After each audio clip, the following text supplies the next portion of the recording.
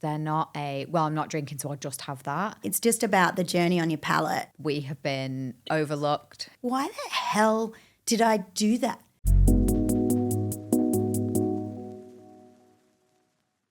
Hi, I'm Michelle. Welcome to the Upward Spiral Drink Less to Live More podcast. So I'm really excited to introduce you to my guest today. You know when you meet somebody and you have an immediate connection and great energy and you just want to keep talking to them forever? This is how I feel about today's guest. I only met her this week at FHA Food and Beverage Expo in Singapore.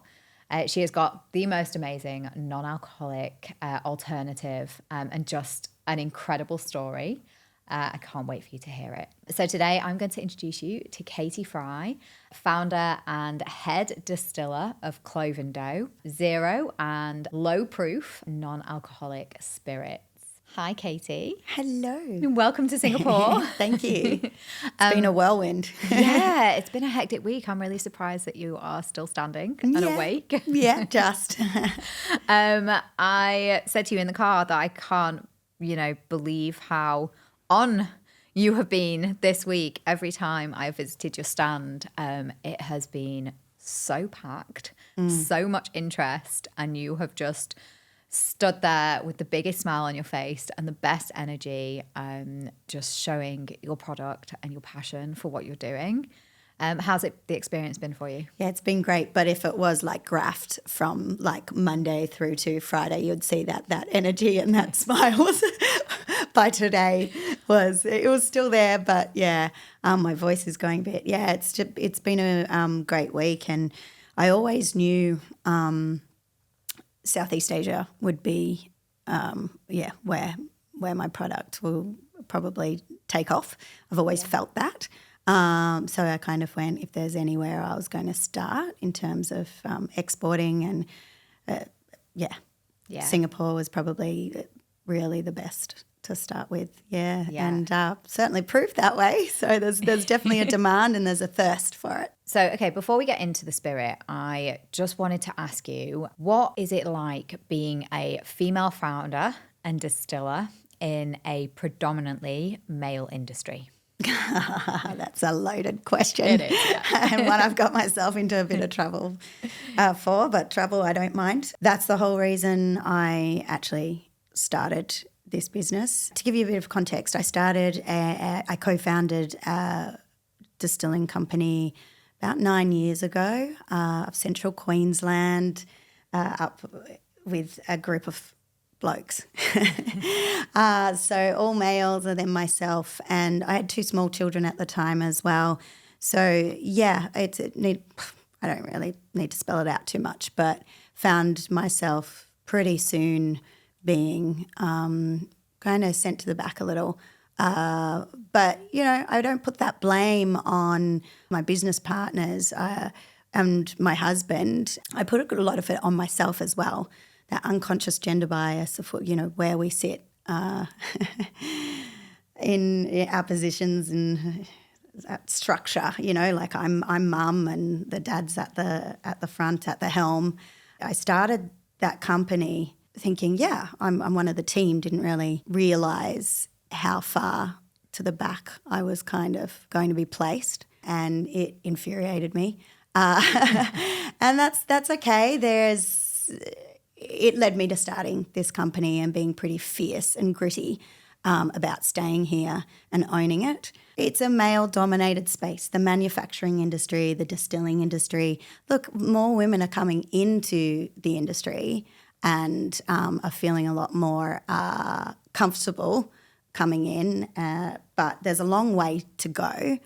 And I also believe there's not enough, nowhere near enough women at the helm of the companies, distilling, brewing. There's a lot of women in the sales. There's a lot of women behind the scenes. There's a lot of people in the warehouse and marketing. But at the helm, the R&D, the actual distilling itself, I don't see a huge amount of women there. But we're creeping up there. Yeah. And that was why I started. So I launched 3.5 years ago, Clovendo, and I made it my mission to make it a place that's nurturing for women, and that women were always going to be at the helm. How did you get into distilling? Started in the backyard, usual story, same old story, backyard with boys, with my husband.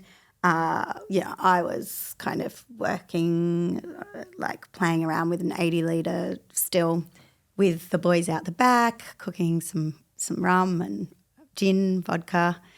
Even with a newborn, I was part of it. But I was part more of not so much the rum side of things, but the gin, because I've got a nutrition background and, I grew up on a farm. So I was always picking plants and flowers and making potions and trying to make my mum drink it and that kind of thing. And I always was drawn to that witchy, mystical side of things. I wanted to be a witch. I was like, cool, I'm fine with being a witch. And, and I've always loved essential oils and kind of known about the health properties and so forth. So I think I just really enjoyed playing around with prepping the botanicals and seeing what worked together and the different flavour profiles. And I loved gin. So I was a gin drinker and I enjoyed, and it was just, starting to really take off in Australia, that whole gin thing. Oh, you didn't get the gin tears? No. Oh, so I know all about those gin tears. tears, that was what happened to me whenever I drank gin. I've heard many of those stories. And now I love a non-alcoholic gin. I love it so much. But not the alcohol version. Just wasn't for me. And I think you were the one that told me this week that women were the original distillers of alcohol. I believe so, yeah. And actually the first Mary, can't remember her last name, but apparently the first woman to engineer the first European still was a woman. Yeah, she was, what was it? It was a traditional copper pot still. Yeah. And women, because we were the village healers and, did all the plant alchemy and, But then we, all of a sudden it was like, oh, you're evil, you're witches. Burn them at the stake. So that's what the history books say. Beautiful. Yeah. Well, beautiful. Not so beautiful. Well, I mean, distillation is, plant alchemy and all that aromatherapy. Yeah. All that plant medicine. That's what I meant that was beautiful, not the burning at the stake. Yeah. Just to clarify that. Yeah. So, I think women too, we have good palate and, we love aromatherapy and smells and perfume and, I mean, I put my spirits, both the no and the low, in atomizers in little perfume bottles and spray it around. You just showed me one of those. Yeah, do you want to smell? I really do. I brought them in. So this one's like one and How does this work? How does that work? How does that come out? Can you smell it? Wow. That's stem. That's lemongrass, ginger, galangal, kaffir lime leaf, lime peel and mint. Oh, my God, gorgeous. Yeah. That's beautiful. Yeah, so I skimmed that from the very, first drops from the still, because essentially when I 100% distill my zero spirits. Believe it or not, a lot of non-alc spirits are not 100% distilled and traditionally made as a spirit. Essentially it's essential oils and hydrosols that come off the still. So if you capture them straight away, you can see all this oily cloudiness, and that's I put it in a perfume bottle. And sometimes let's bring back that romanticism and the pageantry of drinking. So I'll make a drink for somebody, even if it's a non-alc gin and tonic or a non-alc margarita or something, and I'll get whatever's in there and spray the rim of the glass with the perfume just to go, just to, I don't know, pageantry. Love it. Love the drama. But it's not just the drama, it's just the femininity of the whole thing. Yeah. I'm just like, I love this. And that's what the company's about. Look, when I first started, somebody asked me, I was doing an interview or something because I was launching, it was for a newspaper, and they asked me, they looked at my labels, they looked at the whole side of everything, and they said, do you not think you're alienating half the market, men? And, I was kind of like, well, I'm pretty sure nobody asked Johnny Walker, Jack Daniels, Jim Beam that. Hey, do you realise you're alienating? Are you alienating half thing? It's like, no, man, I'm a guy. I want to just have some dark labels, and like it's not like women don't drink the whiskey or the bourbon and I just think, well, no, organically, I'm creating it from a female lens, as a female, and as a kind of woman-led business, and it's a gin, it's a botanical vodka, so it is what it is. But I like pretty things. I love that, and I love like not being ashamed of it, like actually being exactly. Like we should own the space. Yeah, like we should own the non-alc space. Yeah, exactly. And honestly, this week, seeing you at the expo, you've been inundated with people. There's always been like a group of people crowding around you, and that branding has just been so attractive to it's eye-catching. To loads of different people. And I think it's also super premium as well. It looks super premium. So you've had everyone from hotel groups and travel and to retail to high-end restaurants and bars, because it looks, it not only looks, we'll get into taste later, but it just looks like a beautiful premium, feminine product, but it's appealing. Yeah, well, I've made it to be sophisticated yet complex, subtle in some botanicals, a little bold in others, and I feel like I'm almost summing up women. I love that. Complex and layers, and I wanted to dress her beautiful. I wanted to dress it how it should be, and it is premium because it has artisanal integrity, and it's sometimes at the end of the day you're running a business, right? You need to look at your margins, you need to, and over the last few years, COVID, everything's gone up, and there's you could cut corners. There's ways to cut corners, like in any kind of industry. Yeah. But I've gone, nah, might as well go and make soft drink or something. Yeah. So, might as well take it to a flavor house, but then sell it. But no, I love the art of distillation. I love distilling. It's magical, it's mystical, it's beautiful, it's fun, it's creative. So I'm still learning about distilling. So can you just talk us through the process? Obviously, I make alcohol, so low proof, so that concept of like a mid-strength premium spirit. There's, low alc beer, mid-strength beers, and lighter in alcohol wine. So I thought, why not a mid-strength premium bottled spirit? So that's obviously you're working with wheats and grains and that kind of thing. But since we're kind of more in talking the sober space, I don't actually use alcohol. There's a couple of processes, and a lot of people use alcohol in the distillation, then burn it off to get it down to, a certain percentage under the percentage to be non-alcoholic, and all that's very different in different countries. But I always saw potential and wanted to make it really natural, really clean, a functional drink, but I saw potential in the countries that are predominantly halal. Yes. And you can't do anything with alcohol. You can't even clean your equipment with alcohol, so you've got to be really meticulous with that. I thought, why not? There's enough, you can get buzz from botanicals, terpenes, nootropics, and that's all in those oils that get extracted from the still. So, I just wanted to keep it really, I didn't want to, there's a lot of people who get triggered from any kind of knowing that any alcohol's been used in it, or too much of mimicking its alcoholic counterpart, which a lot of non-alcs do, and they do, really well. And some people really, that works well because it's like, oh, it feels like I'm having this or that. So I guess I've just married my nutrition and knowledge of plants and plant profiles with my knowledge of how to make gin and use flavour profiles there. Yeah. So, but I'm not really trying to mimic. I'm trying to inspire rather than kind of, imitate. Yeah.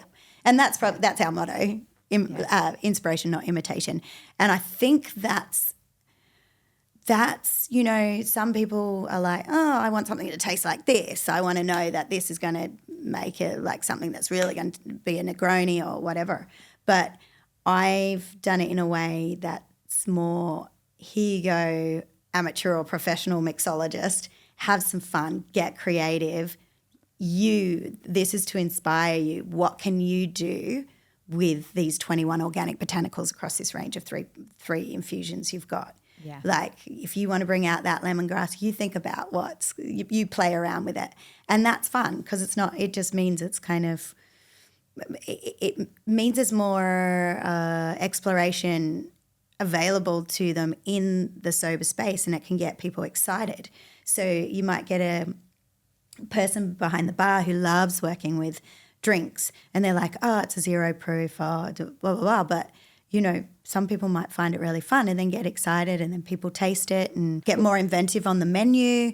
So I've just, you know, designed 3 different, very, very, very different bases and foundations for people to build on and have fun with. Yeah, and we're seeing more of that in Singapore, is that some of the best bars here and best restaurants are creating alcohol-free cocktails that are not sticky, syrupy, sweet mocktails. They're creating things that are really sophisticated. Like with shrubs and things like that. Yeah, it's fun. Yeah. Your bartenders that are up there are creating absolute masterpieces and they're seeing this as a challenge. Like, how can I create a non-alcoholic drink that tastes, feels, and has the same experience as an alcoholic one, or that is just as sophisticated as an alcoholic one? Because it's just about the liquid journey, right? It's just about the journey on your palate and your senses, a sensorial experience, sometimes like almost a culinary exploration in your mouth, right? It's food and beverage.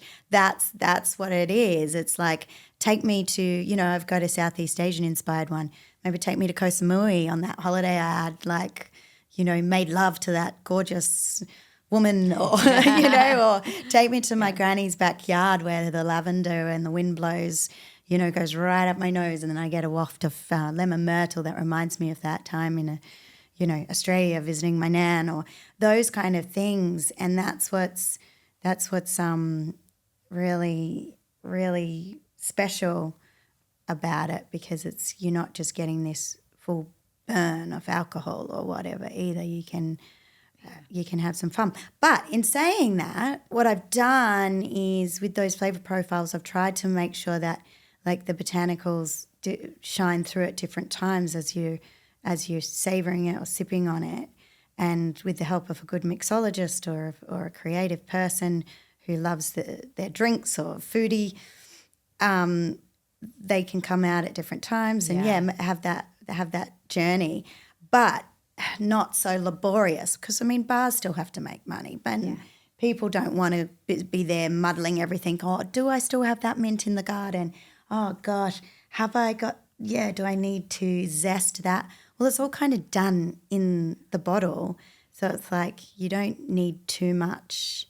Too many ingredients and too many to make it amazing to mix with it. It's just like, I get it all the time from bars. Like I'll just speak to the mixologist when I'm, you know, delivering a case or whatever, and I'll say, "Oh, you've changed your menu," and they'll go, "Yeah, you know how we were doing the espresso martini with this or that." The lavender from your seed spirit shines through really well. And I never thought of that, because I would have only ever used sprout from the chai spices. And, you know, then you start having this cool conversation, and then you're like, have you tried lychee with seed? And awesome. It's fun. You were next to Mr. Consistent. For those that maybe don't know, Mr. Consistent are kind of ready-made cocktail mixes.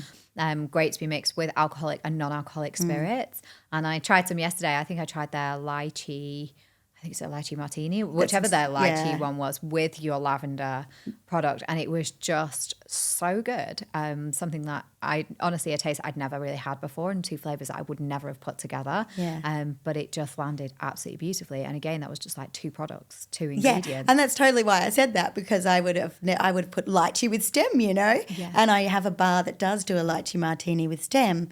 This is my Southeast Asian inspired one. So when the guys from Mr. Consistent, and they know cocktails, you know, they were like, try this, and I taste it, and I'm like, that's seed with lychee martini mix, and they're like, yeah, right. I would have never thought about that. But then again, I'm no mixologist. I'm better with the plants in the still. Me neither. I started my YouTube channel making drinks, and I was like, what am I doing? Like, I need to talk to the professionals about this because I can make a gin tonic, an alcohol-free gin tonic. But hey, you like it. Exactly. You know, yeah. Just tell us a little bit about the flavour profiles of each of the... Yeah, sure. So there I am going on seed, stem, sprout. Yeah. I live these names. They're my three babies. So, of course. Yeah, so seed is kind of an Australian-inspired one that, does remind me of a backyard of Australia. And it has lavender, rosemary, lemon myrtle, so that's an Australian native leaf, lemon thyme, orange peel, and lemon peel. You always have an orange tree in the backyard with your lavender bush there. and your wild rosemary that just grows in the back of beer gardens in the pubs out the back in Queensland to, inner West Sydney. So that for me is a really exciting drink, quite bold. I wanted it really herbaceous and savoury. And then I've got my quintessential contemporary modern take on a gin, which is really similar to a lot of the botanicals that I use that I started making full strength gin in my other company with.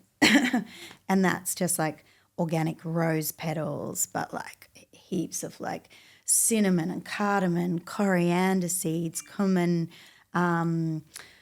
licorice root, star anise, pink peppercorn, grapefruit peel, lemon peel. I only work with peels of citrus. And then my other one, which I love, is more on a botanical vodka side of kind of style, more crisp and lemongrass, ginger, galangal, kaffir lime leaf, lime peel and mint. And I always like to say it's Southeast Asian inspired, but it's Southeast Queensland procured. And I have a relationship with all the farmers for that one, all fresh, get it from the farm, put it in the pot. That's a real culinary-like one. Yeah. It's almost like I'm making some kind of Thai curry when I'm putting it in the still. But, made by Aussie farmers, and quite a few of them, women are really running those farms and making sure those kaffir lime leaves, those kaffir lime trees are growing good. Sometimes they're like, no, I'm not invoicing you. Can we just swap for product? So I give them the. So that's fun. Like, I like that. I like that old school style of trading. And I love it too. It's beautiful. Don't do it enough here, for sure. No. I love how you're just talking about kind of rosemary growing and lavender growing in people's gardens. It's like... I've done my fair share of urban wildcrafting in the early days, jumping over the neighbour's fence. Yeah. Oh, she's got a good patch of rosemary. But, these days I have to be careful because they are organic. So I have to make sure that I source them all right. You just mentioned kind of all of your suppliers being women. I try really hard to pick... favour. Why not? I'll say it. Farms that have strong women kind of growing the stuff and dealing with them. Look, it's whoever can, I can work with, but like if there's somebody who I just have a good relationship and I just am like, they are passionate about their mint. It's good. And I seem to the universe just provides me really passionate female farmers. Yes, I try. I've kind of intentionally been like, oh, yeah. Yeah. But every now and then it's just like, the universe just provides them. They're just there and we go, alrighty. And you're a full female team as well? Yeah, we are. Yeah. And again, that's not, like the whole anti-discrimination and all that board. I don't want to get in trouble there. No, I don't put out any adverts going females only apply. There's none of that. It's just generally, we are currently made up of a female team. I'm the head distiller, mainly because I'm OCD and have control issues, so I just stick to the distilling. I really oversee that. It just seems to be that. I have males, like I have someone on the social media team, part of Clovendo, but just working in in the warehouse and the distilling side of things and prepping the botanicals and all that, where we seem to be women. Yeah. Why not? It's been a male-dominated world or male-dominated industry for a very long time. Yeah. So why not? Yeah. You know? Honestly, I'm blown away by your products. Like from what I've tried so far, they are absolutely stunning. Can you tell me why you decided to go for a 0 proof and a low alcohol? Okay, I got to be really honest. I love distilling, making alcohol. Like I love distilling, and I really you see, well, alcohols are solvents, and I love botanicals, and I just feel like it's easier to extract with alcohol and play around more. I feel like I can actually be more creative and make more blends and more styles of alcohol with more drinks with alcohol, because it's very hard to make a shelf stable natural 0 proof, say rum alternative or whiskey alternative. You're gonna have to work with colorings. Even, natural colorings, they're not coming straight out of the still, and there's all these other factors. So to me, it's a challenge, and I can keep going. I probably just don't have time for R&D. Yeah. But, there's lots you can do with the alcohol side of things. And also, I just think, well, not everybody people just want to dip their toes in the water, or they just want to lighten it up a bit, or I just find the low proof space that's coming, really exciting. I think it's a really exciting space. But 0 has been very good to me because, it took off. And also, it's just exciting to have something that, because I just make sure that there's no contraindications for pregnancy and things like that. So it's safe for people to drink when they're pregnant. It's good for you. And I've had a couple of pregnancies where, I'm not going to drink, have to abstain. I've spent, I got pregnant at the first one, 32, 33. I'd spent a long time drinking full strength gin. Yeah. And then all of a sudden cold turkey. So when was it? I don't know. I can't even remember what year it was, but it was early on, and there were just no 0 products out there, good premium spirits, and I craved them. So that's when the idea came to me. So I actually started exploring Seedlip. Seedlip had just started in the UK. Ben Branson was the one. He was working with peas and hay and things like that.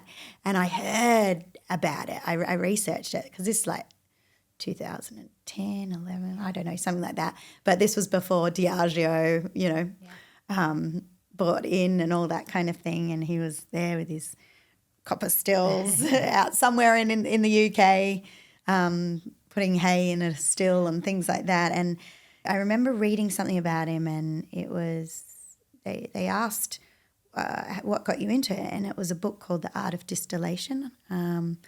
And I think that's what it was. Anyway, I went and ordered it. I found it. I somehow found it. I don't know how I found it. It took me ages, and I ordered a copy. And so I went, I'm going to read it too. And then after reading it and having some distilling experience, making alcohol, I went, oh, this ain't hard. Sorry, this ain't that hard, Ben. Yeah, I can do this too, Ben.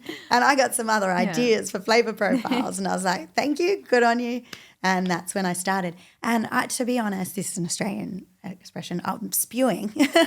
I'm annoyed at myself because I didn't have the confidence. I just bought myself a little 20-litre turbo still and hooked it up to the kitchen sink. And so while the kids were sleeping, they were just babies. I was as well. That's when I started experimenting in the kitchen. I'd just stay up at night and put some jazz on and play around and prep some botanicals and play around with what I could without the alcohol. And I was like, okay, I can, and it was just a matter of working on it. It took me a couple of years to After a lot of working on it, a lot of nights. The house smelled beautiful every night. Oh, I'm sure. Until I was like, I'm really happy with these 3. But then I still sat on them for a couple of years. I'm kind of, a bit annoyed at myself. I didn't start getting them on the shelves earlier because, I would have been one of the very first to bring them out, the non-alcs. But that's okay. I wasn't ready. It was all a journey. Yeah. I needed to get angry and annoyed and frustrated about my products. I needed people to say, oh, that flavoured water, you're not going to sell that. I needed all of those. That's how I work. Yeah. Oh, you're a woman. I'll never forget being in the distillery in central Queensland, and I was in charge of distilling that day, and I was minding the 1,000-litre gin still, and was doing some bits and pieces. And we're on the Bruce Highway in central Queensland. It's a long, long stretch, and people come in and they want a tour. And somebody had read up, you get a tour with the distiller, and then at this distilling company, this rum and gin distillery. And they walked in, they're like, oh, you're distilling gin? Yeah, show us around. Can someone show us around? Come for a distillery tour. And I went, all right. It was a group of 4 or 5 big burly guys, like Aussies. We want to have a look around. We love rum, we love gin. Yeah, we'll taste some gin from the still, show us. And I was like, yeah, sure. All right, come on. I'll show you the stills and tell you how the process. And I started talking, and within about 15 seconds of me starting to show them through, one of them stopped me and he was like, oh, no, I read that it's with the distiller. So the distillery tours with the distiller. And I looked around me and I'm like, I'm the distiller. Yeah. And then they're like, oh. And there was just this big silence. And I felt my whole face just going bright red and my heart pounding. And it was just me going, I'm not good enough. I can't be the distiller. It was so ridiculous. I'm this grown woman. I am 5'2", and they were physically they were towering over me and stuff. I felt so small. And it's not their fault. It was just an assumption that I possibly wasn't that distiller. But then, at the time I was thinking, my 6'1" husband, if he started, would have 15 seconds in, they stopped him and said, no, it says with the distiller. But it was my reaction that day that made me stop and think and reflect, because I was spent about the next 2 minutes trying to justify why I could show them through and going, oh yeah, and almost trying to prove that I was a distiller. And I want to swear right now, but then I was like, why the hell did I do that? Yeah, I only did that to myself. And I think that was just a moment. It was like a pressure cooker every week, every month. Oh, this is Catie. Yep, the distiller's wife. Sometimes I didn't even have a name, the wife. And look, it just happens in that industry, or they would just look at my husband or the other guys in a meeting and nod at me, and when they were talking about things. And there's some affection in that, when someone's like, oh, it's the wife, there's affection in that, but actually it's almost offensive. Yeah. Or this is Catie, but then you'd find that everybody was directing the questions or whatever to the men. And look, I'm not here. It's not a victim thing. No, it's cool. It created Clovendo. Yeah, but every single woman can relate to that. Every single grown woman who has been in a business meeting, it has happened to every single one of us where we have been overlooked. Where we've been overlooked and dismissed, Yeah. Every industry, Yep. And sometimes you need that fire, don't you? You need that fire to kind of drive you and go ahead and create something. Yeah, bring it on. Yeah, I don't think anyone was intentionally trying to be rude or mean, but it is, we just are conditioned in that way. There's been lots of times, somebody might be telling a story and they'll be like, oh, yeah, and they're talking about a pilot and they're using, and a pilot said to this. In my head, I'm most likely thinking, how you visualise things are for men. That's what it is. But Yeah. But yeah, I just kind of got sick of it. I've never really liked being a wallflower or being at the back. And I grew up in a very, I would say, very misogynist home. Like my father, I don't mind calling it out, it was quite a sexist house. So rural country, WA, farmer. Like But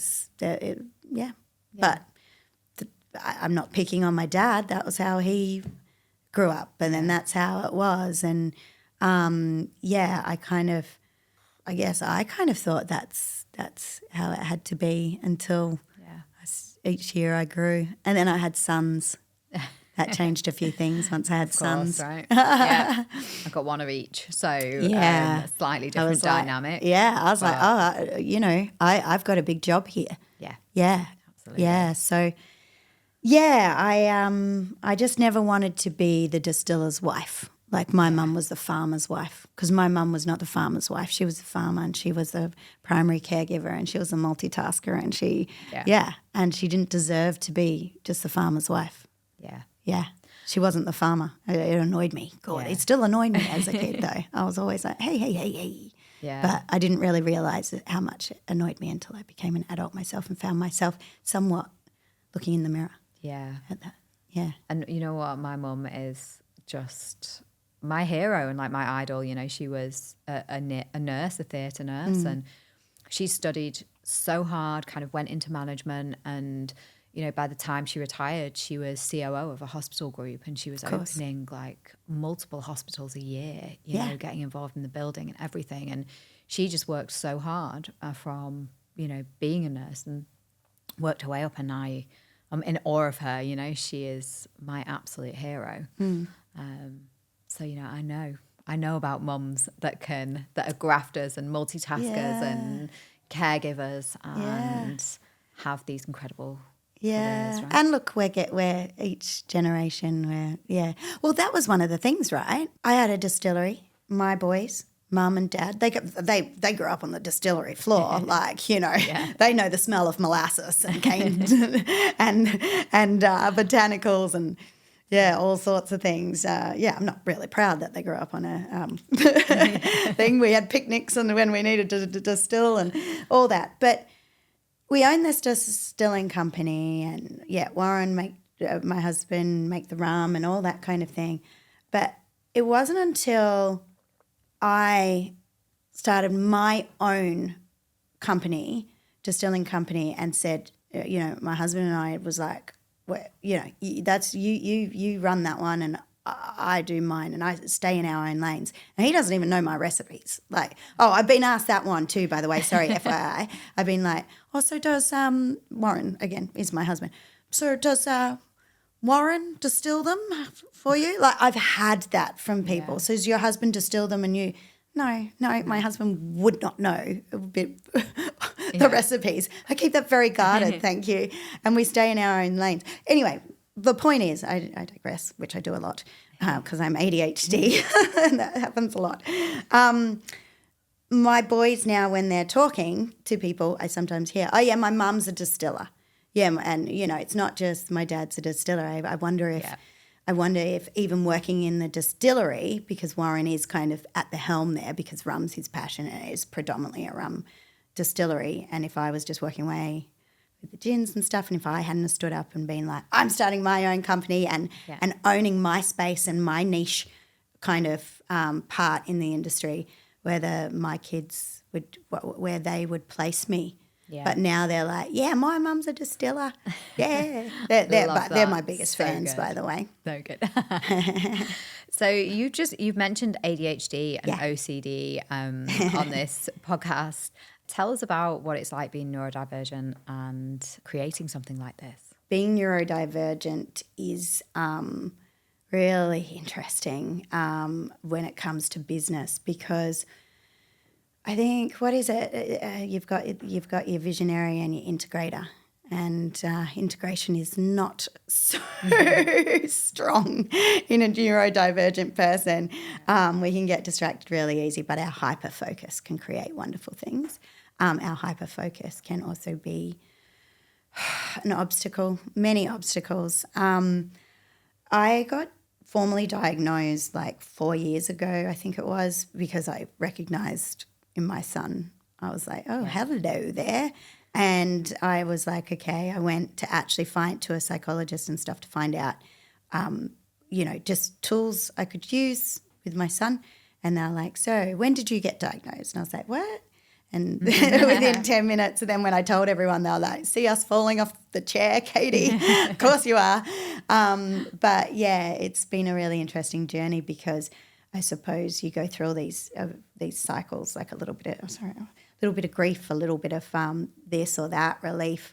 But the main thing you feel is, God, I've been so misunderstood for 40 years. Damn, I could have done things differently had I had the tools. But, I grew up in the 80s. In country WA.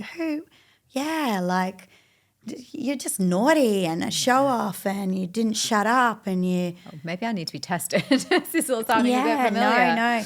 But also misunderstanding yourself. Yeah. So there's a lot of disintegration of your self-worth as the years go past. That happens.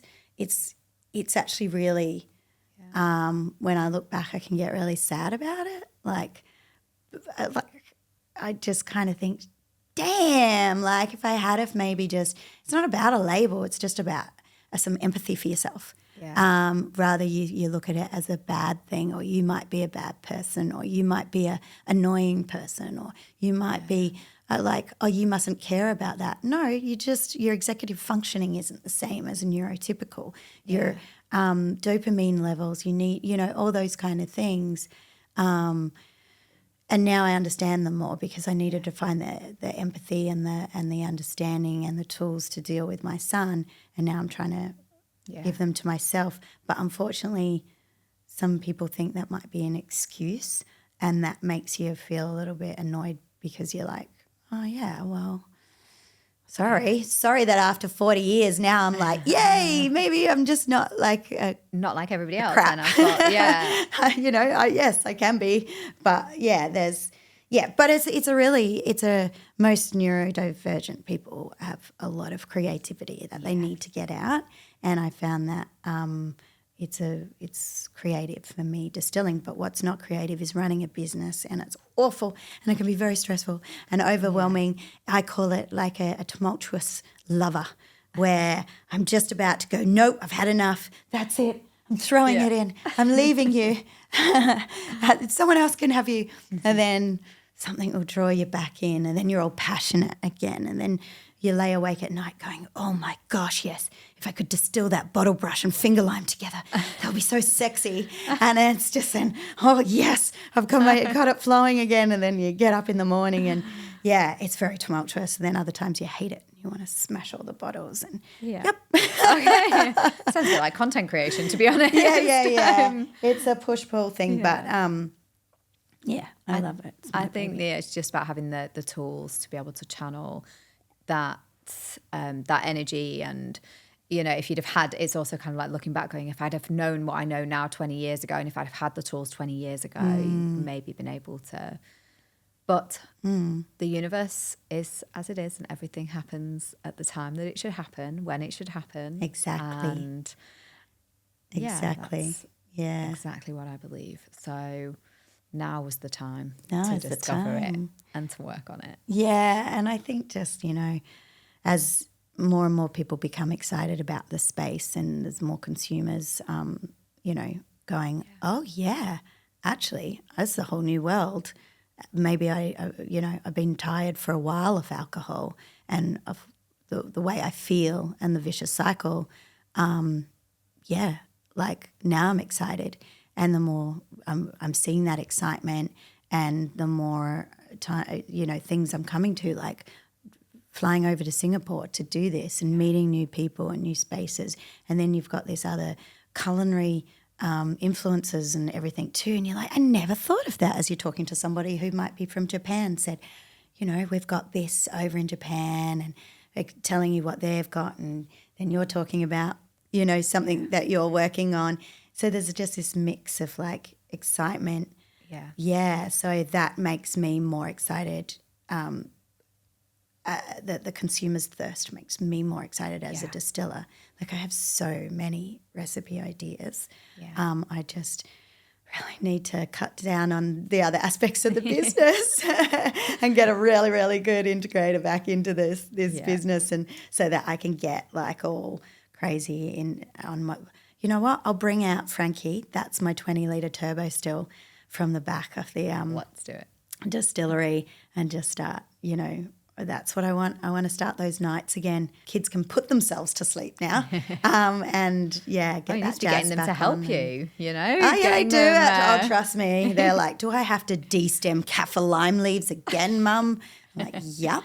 Yeah, you want your pocket money, you got to do it. Work for your pocket money. Although they do love prepping some of the botanicals because they like the smells. They love it. The boys. Oh, you can have my son. He's forever making like potions and collecting things. Yeah. So I'll send him down. He can come work for you for a bit. I love seeing that because one of my sons is very into it, and he's got such a good sense of smell and with plants and everything, because he's been brought up with that, and he'll be like, "Oh, there's the rosemary," and like he just loves. I can see.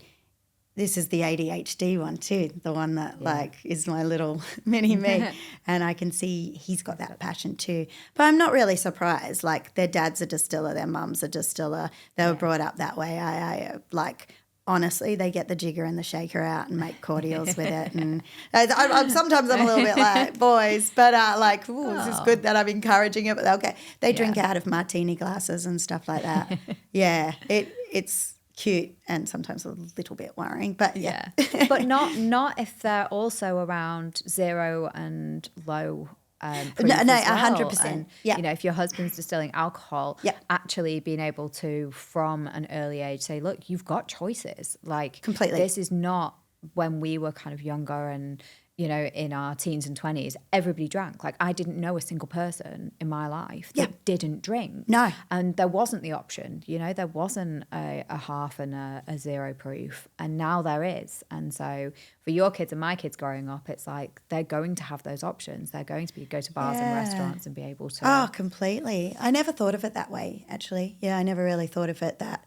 Yeah, it's kind of it's really that inclusivity, that inclusion that then doesn't make it like a maybe as tempting to rebel and things like that as well. If you're growing around, I suppose you see it in like Mediterranean kind of place. With wine, it's such a but you don't see that real crazy booze culture of like glassing people in the nightclubs because they've been brought up in the wine valleys and knowing good wine and being around the crushing of the grapes and stuff. I doubt those type of people are out there like going, let's get smashed. So it's a choice, and I think a lot of it's changing as well. That kind of like that.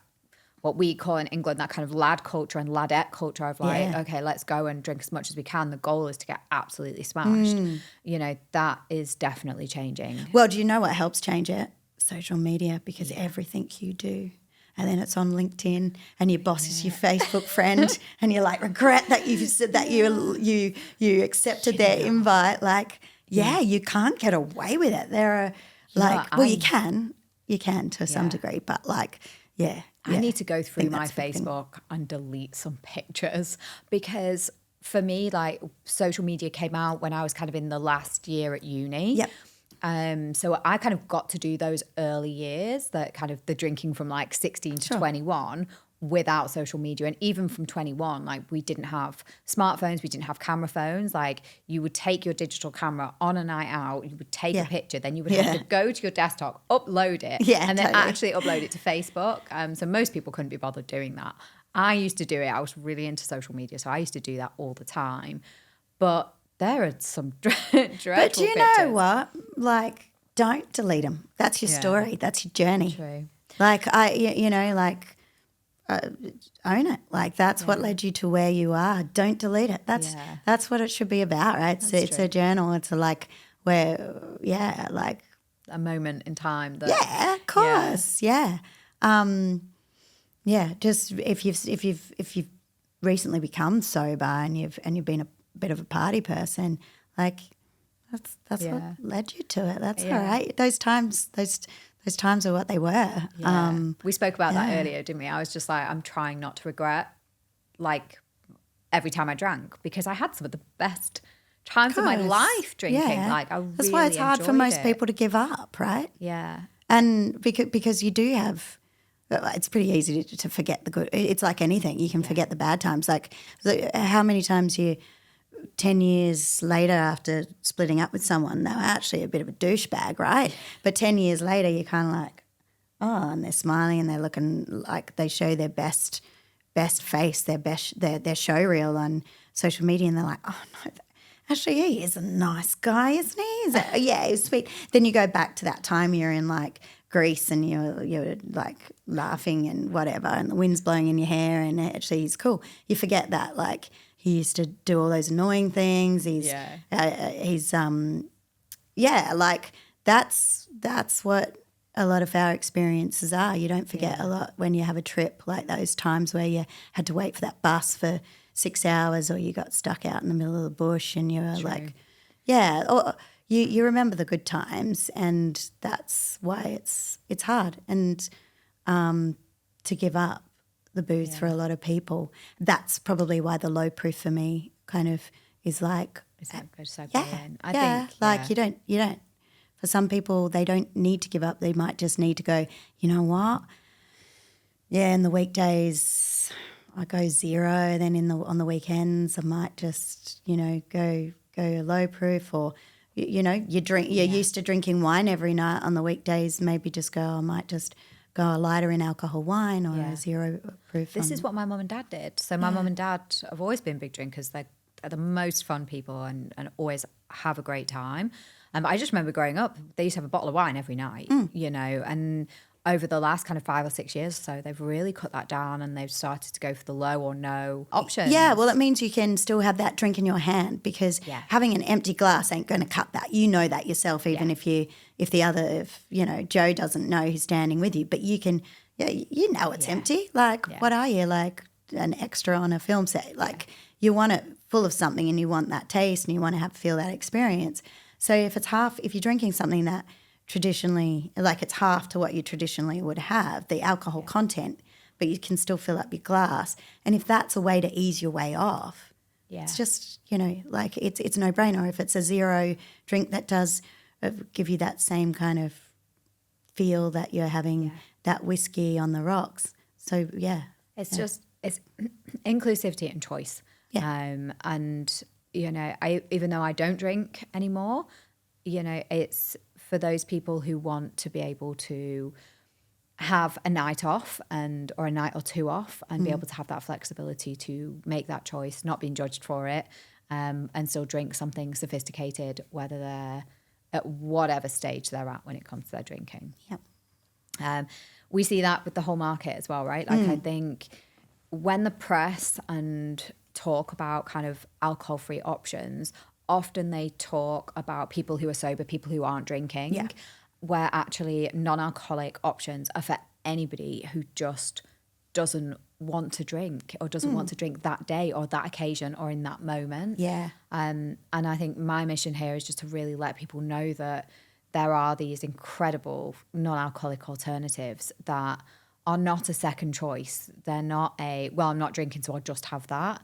They are a viable kind of alternative to an alcoholic drink, because they taste so amazing.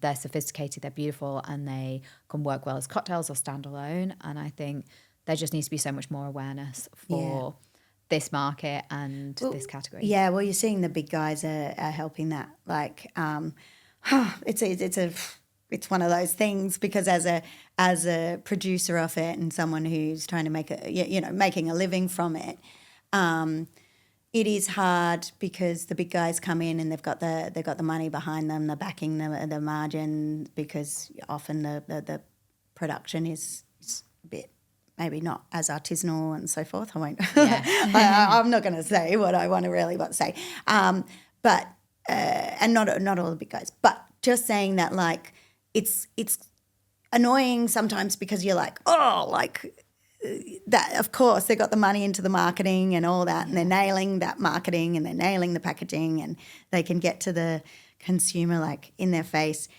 The smaller ones are a bit like, but it also means there's more people drinking. There's more people looking for it. And I see it as a good thing for, like, say, particularly me in the zero space, the zero spirits space. There's going to be a demand for premiumization. Well, what's a top shelf premium non-alc spirit?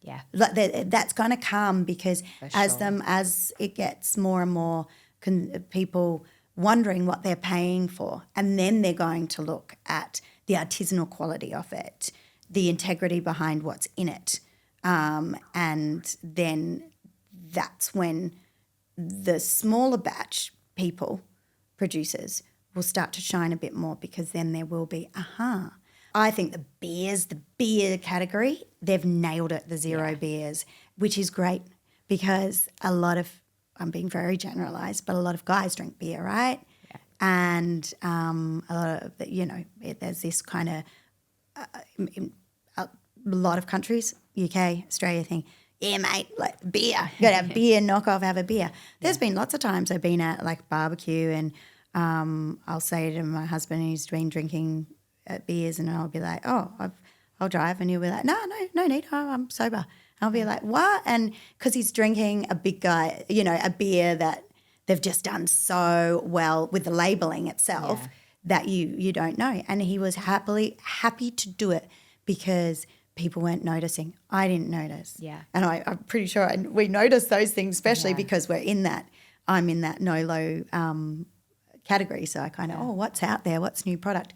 But yeah, that's been interesting, because that then gives you that feeling of safety, that like you've got that net underneath you that you're still included. No one's going to rib you. No one's going to question why, and then you've got to go into a story why, then feel a little bit weird about it, because as much as we think that we're grown man or woman and we got it together and we got the house and we got all that, innately what we are, we're human beings, and we all want to feel included and part of a social like 100%. That unison. And because it's been so embedded in a lot of our cultures, our countries, there's still that, like, people might not think I'm going to be on tonight because I'm not drinking, and then but it's not usually the people that we're with, it's ourselves, because it's just that. And that's it. It's everything that you said. You just kind of sum that up beautifully, because that is exactly my experience. And I was at a party last weekend, and I had a chat of people kind of saying, okay, I said, like, I don't drink, and I had a bunch of kind of different non-alcoholic products with me, and was just kind of, and I don't get people ribbing me anymore. I get people saying to me, oh wow, that's really interesting. So I get people saying to me, okay, that's really interesting. They've got genuine questions. They want to know more, and they want to try the products. They're like, actually, you know what, can I want to try one of those and different ones? And I love that. I love that now I actually feel safer and safer that, as the weeks pass, actually saying to people, I don't drink anymore. Because I don't know if that's just the community that I'm in now and the people that I'm surrounding myself with. Mm-hmm. I don't think it is. I think it's changing. Yeah. I think the world's changing. It is. Yeah. And just lastly, to go with that packaging too, and that thing of people not ribbing you because it's just more not disguised, but so inclusive now. And it's like, you don't have a red label for alcohol and blue label for things. Yeah. That's why I designed my bottles, because they go, oh, they're so alike. And I went, I did that intentionally. My low proof and my zero proof, don't get it. It's hard sometimes. Don't want to get it mixed up. We're at events, but I've done it so that there can be a transition.